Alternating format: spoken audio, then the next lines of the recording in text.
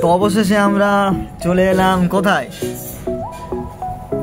অবশেষে আমরা শিয়ালদায় চলে এলাম, শিয়ালদা মার্কেটে বাজারের দিকে। আমরা এই ড্রোন কিনলাম নিউ মার্কেট থেকে, মেট্রো গলি থেকে আমরা কিনলাম আর কি।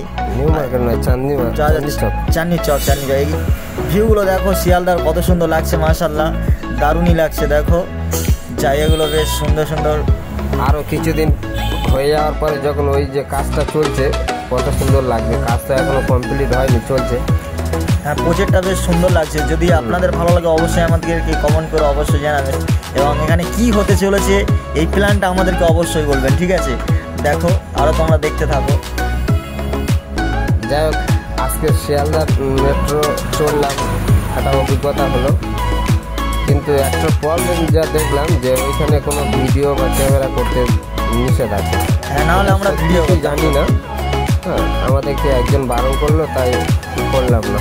তবে আমরা ভিডিও করতাম। নিচের যে দৃশ্যগুলো আমরা দেখলাম, বাপরে বাপ, সত্যি অসাধারণ ছিল নাকি?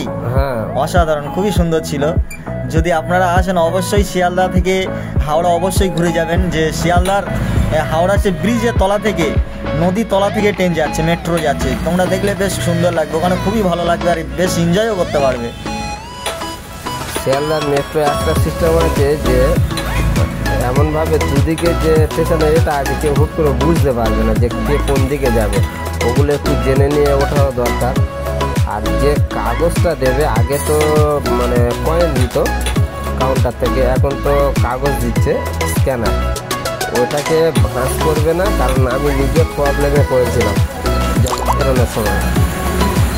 ওই জন্য ওটাকে ঠিকভাবে রাখার চেষ্টা করবেন, যাতে দ্বিতীয়বার কারণ না অসুবিধা হয়। দেখো তুমি শিয়ালদার লোকেদের দেখো, কেউ কোনো গল্প বলছে না, সব চারদিকেই সুন্দরভাবে শুনশান হয়ে আছে। সব নিজের কাজে ব্যস্ত, কে ইত্যাদি অগায়রা কাজ করছে, কে মানে কোনো কেউ ফালতু কাজ করছে না, মানে ফালতু জায়গায় নেই, সব জিয়ার মতো সিয়ার সব কাজ করছে। মাশাআল্লাহ, এইগুলো দেখে আমাদের খুবই ভালো লাগলো, মনটাও ভরে গেল। আকাশের ভিউটা দেখো কত সুন্দর লাগছে, আকাশের ভিউটা এবং যে কাজটা চলছে ওটা কত সুন্দর, হ্যাঁ কত সুন্দর লাগছে। তো অবশ্যই আপনারা যখন শিয়ালদায় আসবেন এইগুলো দেখবেন, খুবই দারুণ অসাধারণ।